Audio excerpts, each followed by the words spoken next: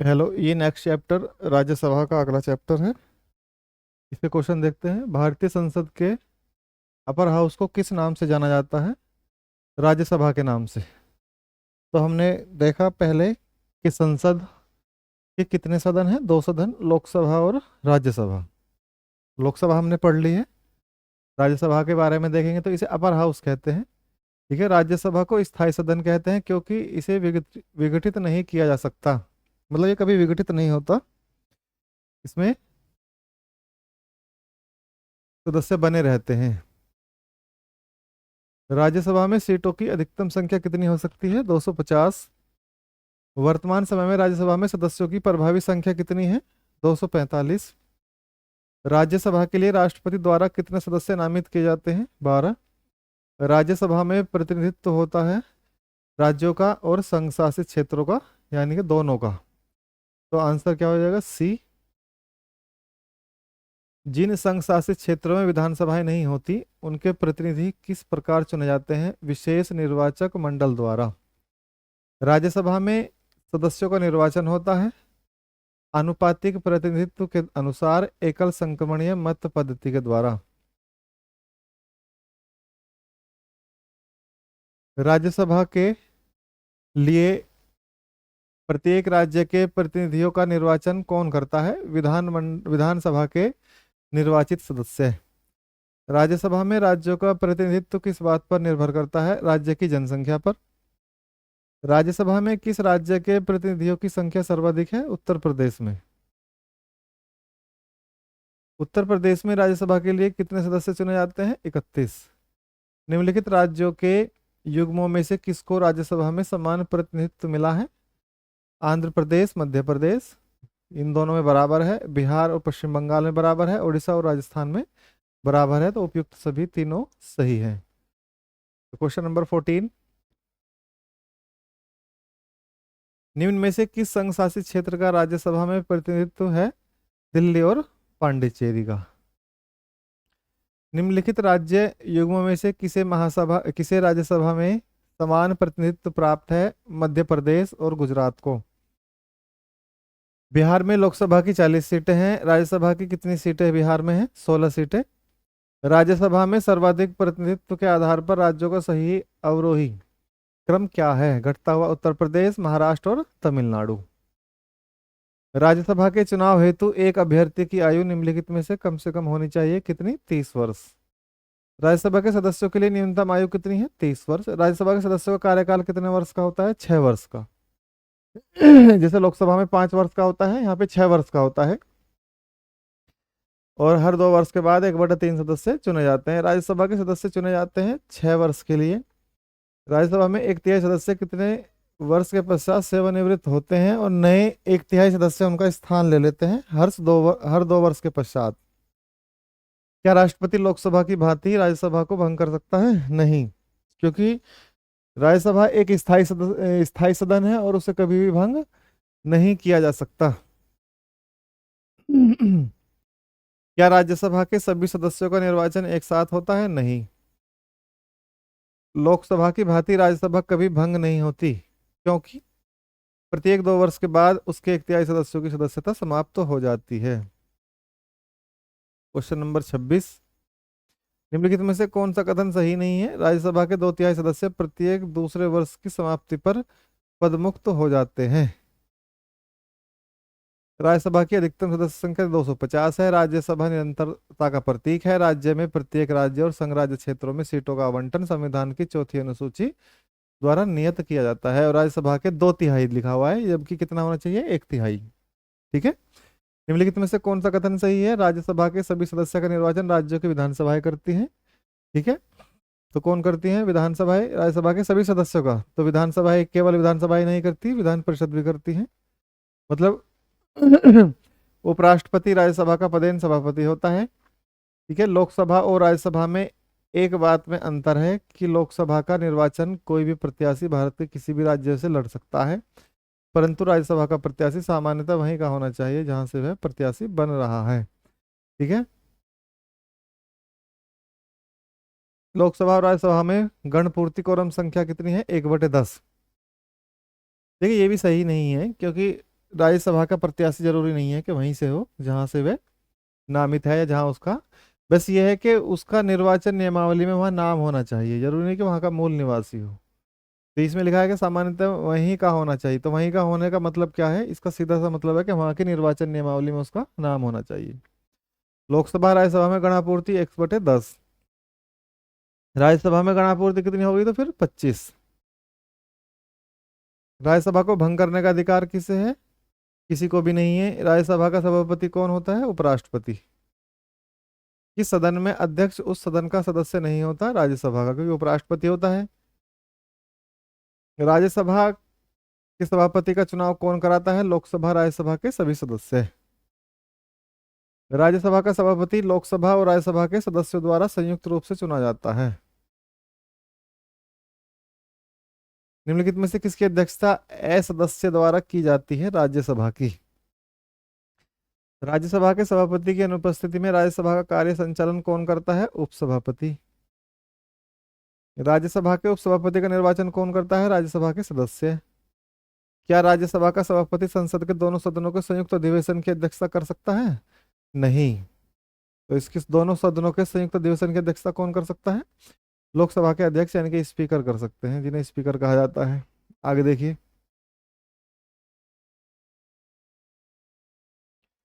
राज्यसभा के द्विवार्षिक चुनावों की अधिसूचना कौन जारी कर सकता है, निर्वाचन आयोग। राज्यसभा के सदस्यों का निर्वाचन होता है राज्य के विधानसभा के निर्वाचित सदस्यों के द्वारा। स्वतंत्र भारत में राज्यसभा के प्रथम सभापति कौन है, डॉक्टर एस राधाकृष्णन, यानी कि वही हमारे उपराष्ट्रपति भी रहे हैं। राज्यसभा के संदर्भ में निम्नलिखित में से कौन सा कथन सही है, इसके 1/3 सदस्य प्रति 2 वर्ष में अवकाश प्राप्त कर लेते हैं। निम्नलिखित में कौन राज्यसभा की एकांतिक शक्ति के अंतर्गत आता है, अखिल भारतीय सेवाओं का सृजन, अनुच्छेद 249। निम्नलिखित में से किसके संबंध में राज्यसभा को लोकसभा के अपेक्षाकृत अधिक अधिकार प्राप्त है, नहीं, अखिल भारतीय सेवाओं का गठन करना। 312 और 249 आपको याद होगा।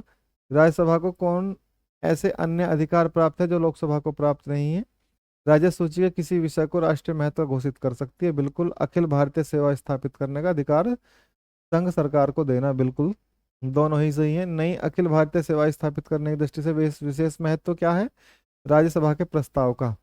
संविधान का अनुच्छेद 312 राज्यसभा को निम्नलिखित में से किसका अधिकार प्रदान करता है, एक या अधिक अखिल भारतीय सेवा सृजित करने का। केंद्रीय संसद राष्ट्रीय हित में राज्य सूची के विषयों पर कानून बना सकती है यदि राज्यसभा उपस्थित सदस्यों के 2/3 विशेष बहुमत से एक प्रस्ताव पारित कर दे, आंसर सी। राज्यसभा धन विधेयक पर अपनी सहमति कितने दिनों तक रोक सकती है, 14 दिनों तक। लोकसभा द्वारा पारित धन विधेयक राज्यसभा द्वारा भी पारित मान लिया जाता है यदि उच्च सदन उस पर किसी समय सीमा में कार्य संपादन न करे, वही है 14 दिन की सख्ती का इसकी बात कही गई है। देखिए सिंपल सी बात है, अगर लोकसभा किसी विधेयक को पारित करती है जिसमें जैसे मान लिया आपका कोई वित्त विधेयक वगैरह है, तो उसे केवल 14 दिन के लिए रोक सकती है, अगर नहीं पास करती तो फिर ये अपने आप ही पास माना जाता है। राज्यसभा द्वारा लोकसभा को धन विधेयक कितने समय में लौटा दिए जाने का प्रावधान है, 14 दिन में। राज्यसभा को भंग करने में कौन सक्षम है, कोई नहीं। निम्नलिखित में से निम्न में से किस परिस्थिति के अंतर्गत राज्यसभा को भंग किया जा सकता है, किसी भी परिस्थिति के अंतर्गत नहीं। राज्यसभा एक स्थायी सदन होने के कारण इसके 1/3 सदस्य 2 वर्ष में सेवानिवृत्त होते हैं। राज्यसभा के सदस्यों को नामित करने का अधिकार निम्नलिखित में से किसको है, राष्ट्रपति को। राष्ट्रपति द्वारा राज्यसभा के लिए कला साहित्य विज्ञान आदि क्षेत्र में 12 सदस्यों को मनोनीत करने की व्यवस्था भारतीय संविधान के किस अनुच्छेद के अंतर्गत है, अनुच्छेद 80 के अंतर्गत। यानी कि 80 में कौन सी अनुच्छेद 80 में क्या है, राज्यसभा है। निम्नलिखित में से किसके राज्यसभा को कोई भूमिका नहीं होती, किसमें राज्यसभा की कोई भूमिका नहीं होती, अध्यक्ष के निर्वाचन में उसकी कोई भूमिका नहीं होती है। राज्यसभा भंग नहीं हो सकती, ठीक है। राज्यसभा एक क्या है, स्थायी सदन है। धन विधेयक पारित करने के लिए 14 दिन। राज्यसभा सामान्य विधेयक को कितने माह के लिए रोक सकती है, 6 माह के लिए। किस फिल्म अभिनेता को राज्यसभा का सदस्य मनोनीत किया गया था सबसे पहले, पृथ्वीराज कपूर। राज्यसभा के लिए नामित प्रथम फिल्म अभिनेत्री कौन है? नरगिस दत्त।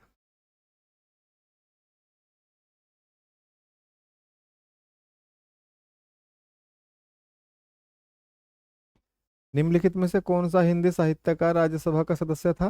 रामधारी सिंह दिनकर। प्रधानमंत्री पद पर नियुक्त होते समय निम्नलिखित में से कौन राज्यसभा का सदस्य था? इंदिरा गांधी, इंद्र कुमार गुजराल, मनमोहन सिंह। बिल्कुल, ये असम से थे मनमोहन सिंह जी। ठीक है, तो उपयुक्त सभी। राज्यसभा की प्रथम महिला महासचिव कौन थी? V S Rama Devi. राज्यसभा का सर्वप्रथम गठन कब होता है? 3 अप्रैल 1952 को। राज्यसभा की प्रथम बैठक 13 मई 1952 को। राज्यसभा के पहले समूह की सेवानिवृत्ति कब होती है? वही 2 वर्ष के बाद ही, 2 अप्रैल 1954 को। क्योंकि 3 अप्रैल 1952 को ये पहली सभा होती है, गठन होता है, और 2 अप्रैल को ये पूरा हो जाता है। और कब? 1954 में। राज्यसभा कब भंग हो की जाती है? कभी नहीं भंग होती राज्यसभा। राज्यसभा के बारे में निम्नलिखित में से कौन से कथन सही है? तो राज्यसभा की अधिकतम अनुज्ञेय संख्या कितनी है? 250 है। राज्यसभा में 238 सदस्य संघ शासित राज्य और संघ शासित क्षेत्रों से अप्रत्यक्ष रूप से निर्वाचित होते हैं। बिल्कुल, दोनों सही हैं। अखिल भारतीय सेवाओं के सर्जन जैसे मामले में इसकी लोकसभा के 7 समान रूप से विधायी शक्तियां हैं। समान रूप से नहीं है, बल्कि ज्यादा है। ठीक है, अनुच्छेद 312 इसको एक विशेष अधिकार है। हमारे संविधान के अनुसार राज्यसभा का कार्यकाल कितना है? समाप्त होने का विषय नहीं है। राज्यसभा का कार्यकाल पूछा है, राज्यसभा के सदस्य का नहीं है। ठीक है ना। तो राज्यसभा के सदस्य बनने हेतु अर्हताओं के संदर्भ में निम्नलिखित अभिकथनों पर विचार कीजिए। उसके नीचे दिए गए कोट को सही उत्तर चुनिए। तो इसमें उम्र सीमा कितनी होनी चाहिए? 30 वर्ष। और जहां से अभ्यर्थी को निर्वाचित किया जाना है उसकी मतदाता सूची में नाम होना चाहिए, यानी कि पंजीकरण जो उसकी सूची है उसमें नियमावली में नाम होना चाहिए। फिर वह कहीं का भी है, कोई भी मायने नहीं रखता। निम्नलिखित कथनों पर विचार कीजिए। केवल राज्यसभा में यह शक्ति निहित है कि वह घोषणा करे कि राज्य सूची में किसी विषय के संबंध में राष्ट्रीय हित से संसद विधि बना सकती है। बिल्कुल सही है। आपात की उद्घोषणा का अनुमोदन करने वाले संकल्प केवल लोकसभा द्वारा पारित किए जाते हैं। तो आपात की उद्घोषणा अनुच्छेद 352 और किसकी बात करता है? अनुच्छेद 352, अनुच्छेद 356 की। तो वे बिल्कुल, ये भी सही है। तो इसमें क्या है, में से कौन सा सही है? उपयुक्त केवल एक सही है। ठीक है, तो उसमें केवल लिखा होगा, आप देख सकते हैं जैसे क्वेश्चन में क्या है, केवल लिखा हुआ है, केवल लोकसभा में। ठीक है, तो केवल लोकसभा द्वारा नहीं बल्कि राज्यसभा की भी उसे सहमति होनी चाहिए होती है। क्वेश्चन में यही देखना होता है, क्योंकि अधिकतर जहाँ केवल का या ए, ऐसा ही ऐसे शब्दों का उपयोग होता है तो वहाँ गलत होने के चांस ज्यादा रहते हैं। लोकसभा द्वारा विचारार्थ भेजे गए वित्त विधेयक को राज्यसभा अधिकतम कितने समय तक रोक सकती है? 14 दिन के लिए। राष्ट्रपति द्वारा राज्यसभा के कितने सदस्यों को नामित किया गया है? 12 सदस्यों को। संसद के किसी भी सदन के 2 सत्रों के बीच अंतराल कितना समय होना चाहिए? 6 महीने का। राज्यसभा विघटित हो जाती है? कभी नहीं है। ये कई बार क्वेश्चन पूछ लिया गया, ये आपको रट गया होगा। राज्यसभा के सदस्यों का कार्यकाल, इस सदस्य का पूछा है, राज्यसभा का नहीं, तो 6 वर्ष होता है। ठीक है, 79, क्वेश्चन नंबर 80। राज्यसभा किसके द्वारा भंग की जा सकती है? तो इसमें भंग होने की बात होती है, तो राज्यसभा किसके द्वारा भंग होती है? फिर वही घिसा पिटा सवाल है। तो किसी के भी द्वारा राज्यसभा को भंग नहीं किया जा सकता। निम्नलिखित में से कौन सदन का सदस्य हुए बिना इसके अध्यक्ष के रूप में कार्य करता है? तो ये भारत के उपराष्ट्रपति हैं। भारत के उपराष्ट्रपति का चुनाव दोनों सदन मिलकर करते हैं, लेकिन वह अध्यक्षता किसकी करते हैं? राज्यसभा की अध्यक्षता करते हैं। किसी विधानमंडल के किसी सदस्य द्वारा प्रस्तुत प्रस्ताव को जन महत्व का अविलंब मामला मानते हुए जो चर्चा की जाती है उसे क्या कहते हैं? स्थगन प्रस्ताव कहा जाता है। ठीक है, राज्यसभा अध्यक्ष सभापति। तो राज्यसभा का अध्यक्ष कौन है? जो उपराष्ट्रपति पदेन अध्यक्ष होते हैं या पदेन सभापति होते हैं। ठीक है, तो क्वेश्चन